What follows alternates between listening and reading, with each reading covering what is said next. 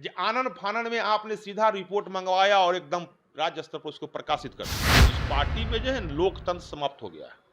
ये सब परिवारवाद की पार्टी है। राजपूत समाज की जिसकी आबादी वो नीचे कैसे चला गया।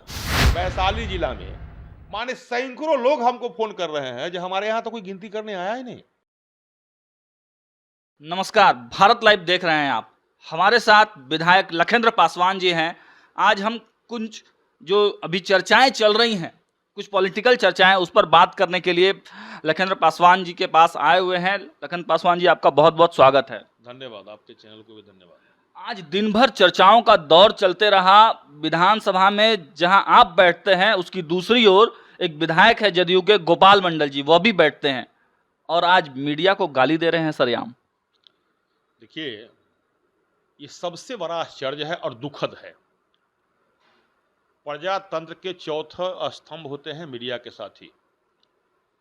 मीडिया के लोग जो है वर्षा में, बुन्नी में, आंधी में, तूफान में, धूप में कड़ी मेहनत करके आम जन के जन समस्याओं का उठाते रहते हैं, उजागर करते रहते हैं। जो कमी होती है उसको शासन प्रशासन का भी कमी होता है, उसको दिखलाने का काम करते हैं। वैसे परिस्थिति में उनके सम्मान के जगह पर गाली दे, इससे बड़ा दुखद क्या हो सकता है। और दुख इस बात के है, जिस पार्टी की सरकार जदयू का नीतीश कुमार जी का सरकार है और उन्हीं के विधायक, उन्हीं के पार्टी का विधायक गोपाल मंडल जी का जिस प्रकार का व्यवहार रहा मीडिया के प्रति, पिस्टल लहराना, मीडिया के साथियों को गाली देना, उसके साथ अभद्र व्यवहार करना, हमें तो लगता है कि मानसिक रूप से वो व्यक्ति बीमार हो गया है। जिसके मानसिक रूप से ये व्यक्ति या तो त्रस्त है या मानसिक रूप से उनको दिमाग करना बंद कर दिया है, नहीं तो बार बार उनको इस प्रकार की घटनाएं आती रहती है। मुझे लग रहा है इनका कई घटना होता है, इसके पिता है जो किसी के साथ भी अभद्र व्यवहार करते हैं। लेकिन बार बार ऐसा घटने करने के बाद भी बिहार के मुख्यमंत्री जी के द्वारा अपने पार्टी के बेलगाम विधायक पर लगाम नहीं लगाया जा रहा है, इससे बड़ा दुखद क्या हो सकता है। इसके लिए माननीय मुख्यमंत्री जी के थोड़ा सा भी शर्म बचा है तो मीडिया के साथियों के साथ न्याय करते हुए वैसे माननीय विधायक पर कार्रवाई करनी चाहिए और वैसे विधायक को जिसने मीडिया के साथियों को प्रजातंत्र के चौथे स्तंभ को गाली दिया है, उसको मीडिया को साथियों से माफी मांगना चाहिए। और ये बात है कि नीतीश कुमार जी खुद उस समय ऑफिस में थे, राष्ट्रीय अध्यक्ष जी उनके जदयू के ऑफिस में थे, प्रदेश अध्यक्ष जी ऑफिस में थे, तब इस प्रकार की घटना हुई और अभी तक कोई कार्रवाई नहीं किया है जदयू ने। देखिए, और दूसरी तरफ जो सुनील कुमार पिंटू जो ने सही आवाज उठाया है कि उनकी जातियों की संख्या कम आंकी गई है, जातिगत सर्वे का जो रिपोर्ट आया है, तो उन पर कार्रवाई की बात की जा रही है। कहा जा रहा है कि वो बीजेपी के संपर्क में है। देखिए, उस पार्टी में जनता दल यू हो या आरजेडी हो, इस पार्टी में जो है लोकतंत्र समाप्त हो गया है। ये सब परिवारवाद की पार्टी है, वन मैन डिक्टेटरशिप वहां है। उस पार्टी में रह के कोई भी कार्यकर्ता, कोई भी नेता अपनी बातों को, जायज बातों को नहीं उठा सकते हैं। इससे पहले भी सरकार में रहते हुए उन्हीं के पार्टी के सरकार के कई मंत्री ने जब अपना आवाज उठाया तो उनको सस्पेंड किया गया, उनको इस्तीफा देना पड़ा है। देखें है ना, तो जायज कोई नहीं रख सकता है। उस पार्टी में अगर जदयू में रहना है तो उसी व्यक्ति को रहना है जिसको नीतीश चालीसा पढ़ना आता हो। आरजेडी में उसी व्यक्ति को रहना है जिस व्यक्ति के लालू चालीसा पढ़ने आता हो।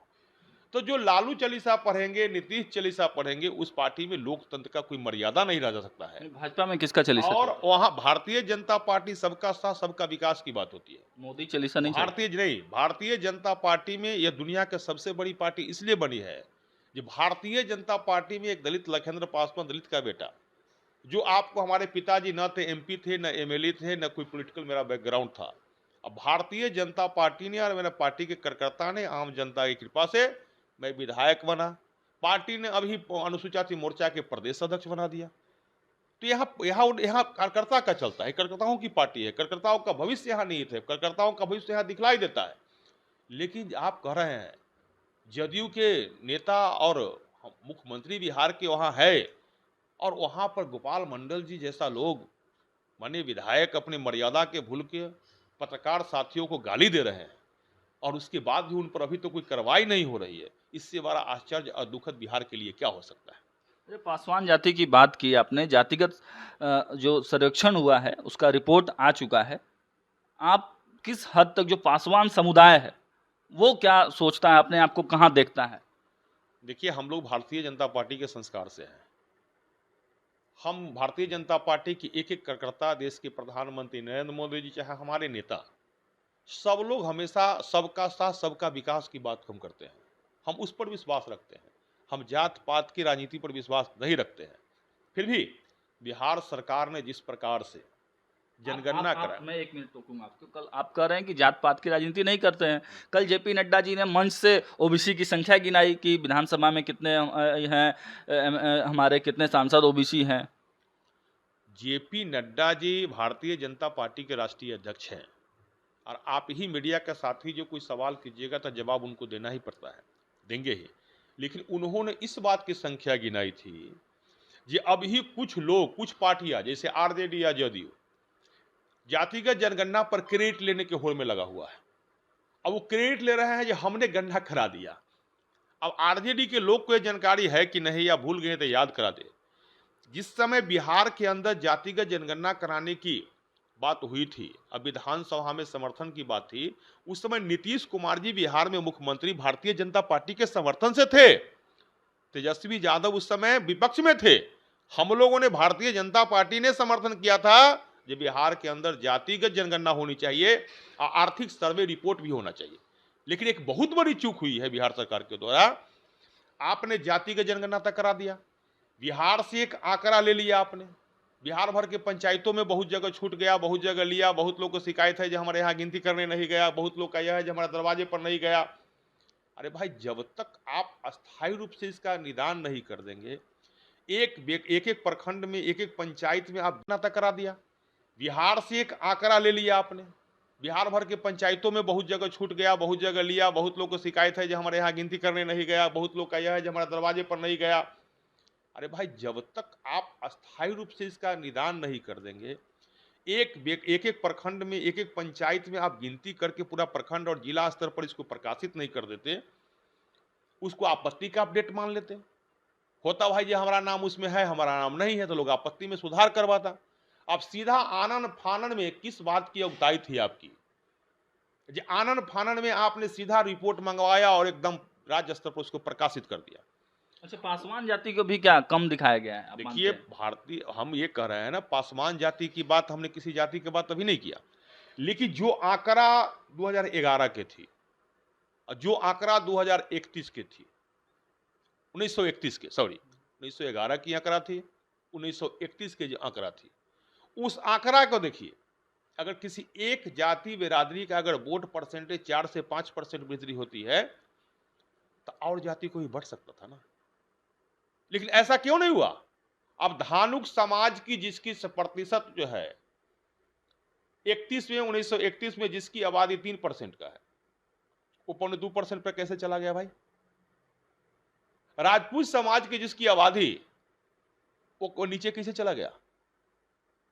आपको पासवान दलित का बात ले लीजिए, हम 17.5% पर थे, आखिर हमारी बढ़ोतरी इतनी कम कैसे हो गई? हम 19 पर आकर अटक गए। दलित समाज की आबादी 19 पर कैसे आकर अटक गया? तो हमारे समझ से यह आ रहा है ना, जिस प्रकार धानुक समाज के हो गया, दलित समाज के हो गया, अति पिछड़ा समाज के हो गया, सवर्ण समाज के हो गया, आखिर इन लोगों में बढ़ोतरी नहीं हुआ। लेकिन बिहार सरकार ने एक बिहार के अंदर तुष्टीकरण की राजनीति शुरू कर दी है। यादव समाज की हो गई। अब तुष्टीकरण के राजनीति के अनुसार जो है, अब दो ही समाज का कैसे बढ़ गया भाई, और समाज का कैसे घट गया? तो एक प्रश्नवाचक चिन्ह है। लेकिन मैं बिहार सरकार से अभी मांग करता हूं, जो जिनका छूट गया, धरातल पर रिपोर्ट आ रहा है, प्रत्येक दिन अपनी हजारों वीडियो में चल रही है कि हमारे यहाँ कोई गिनती नहीं हुई, हमारे यहाँ कोई गिनने वाला कोई आया ही नहीं, हमारा नाम छूट गया। अच्छा। पातेपुर विधानसभा से मेरा है, वैशाली जिला में, माने सैकड़ों लोग हमको फोन कर रहे हैं जो हमारे यहाँ तो कोई गिनती करने आया ही नहीं, हम लोग को छूट गया। एक जो राज्य से बाहर लोग रह रहे हैं, अपना जीविकोपार्जन कर रहे हैं। अच्छा, आप जिस क्षेत्र से आते हैं, एक अंतिम सवाल है मेरा कि ग्रामीण परिवेश है, लोग आप बता भी रहे हैं कि लगातार फोन रहा है, आपने चुनाव भी लड़ा है, तो क्या वहाँ का जातिगत क्या समीकरण, आपका क्या आकलन क्या रहा है कि वहाँ का क्या जाति समीकरण रहा है? देखिए, हमारे पातेपुर विधानसभा से चुनाव लड़ते हैं जी। 292 को बूथ हमारे विधानसभा में है। हमको कहिएगा तो 292 बूथ पर आज से 1 साल पहले एक एक वोट का हमारे साथ, एक एक संख्या का हमारी गिनती है, ये किस बूथ पर किस समाज की कितनी संख्या है। आप कहिएगा तो मैं उदाहरण दे सकता हूं, मेरे गाड़ी में रिकॉर्ड भी रखा हुआ है उसका। और सरकार का जो अभी माध्यम से गिनती हुआ है उसमें बहुत फर्क है। जो धरातल पर है वो इनके रिपोर्ट में नहीं है। चूक हुआ है इनसे। जब इस विषय को अभी सर्वदलीय बैठक बुलाया चूक हुआ है और लगातार कई मंचों से भाजपा बोल रही है कि चूक हुआ है, नेता भी कह रहे हैं, लेकिन कल जेपी नड्डा आए और मुख्य मंच से इसके विषय में कुछ भी नहीं कहा गया। देखिए, धरातल पर यदि जिनकी जितनी जनसंख्या है, जिनकी जितनी आबादी, उतनी उनकी भागीदारी की बात हो रही है, तो यदि आरजेडी के लोगों को थोड़ा सा भी शर्म है तो वास्तव में आपकी जनसंख्या अगर 14% है तो आप 58% पर राज कर रहे हैं कैबिनेट में, मंत्रिमंडल में। अब वहां इस्तीफा दे दीजिए। ठीक है, ये बातें और राष्ट्रीय अध्यक्ष जी अपने मंच से उन्होंने क्या कहा, जो आज जनसंख्या गिनाकर लोग क्रेडिट लेने की होड़ में है। हमारे पार्टी में जितना विरोधी दल के पास में सांसद की संख्या नहीं है, उतनी हमारे पास तो अति पिछड़ा समाज की संख्या है। उनकी कुल संख्या सांसद की उतना हमारे है, दलित समाज को उतना ही है। तो हमारी पार्टी में ही ना है, सबकी साथ सबका विकास के जो हम बात बोलते हैं ना, हम यही कहते हैं। भारतीय जनता पार्टी सभी का है। आज देश में नरेंद्र मोदी जी का द्वारा जो भी काम हो रहा है सबको लिए हो रहा है, तब तो सबकी विकास की बात बोलते हैं ना। जात पात के राजनीति से बिहार को ऊपर उठना चाहिए और निश्चित रूप से विकास की बात होनी चाहिए बिहार के अंदर। तो देखिए, जात पात से ऊपर उठना चाहिए। भाजपा के विधायक है लखेंद्र पासवान जी, इन्होंने साफ साफ कह दिया कि जात पात से ऊपर उठना चाहिए, लेकिन जातिगत जो सर्वेक्षण हुआ है उसका खुलकर न विरोध करते हैं और ना ही समर्थन करते हैं। लेकिन अब देखने वाली बात यह है कि जो चर्चाओं का बाजार गर्म है, जातिगत जनगणना की रिपोर्ट जब से आई है तब से लगातार पॉलिटिकल खेमे में एक चर्चा है और वह चर्चा कुछ लोग समर्थन कर रहे हैं, कुछ लोग विरोध भी कर रहे हैं। लेकिन भाजपा पूरी तरह से इसको एक गेम प्लान करके कुछ बड़ी रणनीति तैयार कर रही है। देखने वाली बात है क्या है कि आगे आज भी बैठकों का दौर चला और सम्राट चौधरी ने प्रदेश पदाधिकारियों का बैठक लिया है।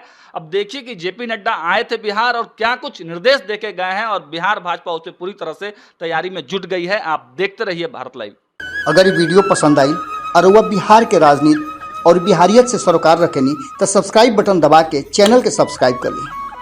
ओजे एगो घंटी बा, ओकरा बटन दबा देला से कुल सटीक और मारक खबर रुआ मुफ्त में मिल जाई। अगर रुआ पत्रकारिता के हमनी के नया प्रयोग में सहयोग कर चाहतानी तो ज्वाइन बटन दबा दी। पेटीएम नंबर नोट कर ली 9386816700। धन्यवाद।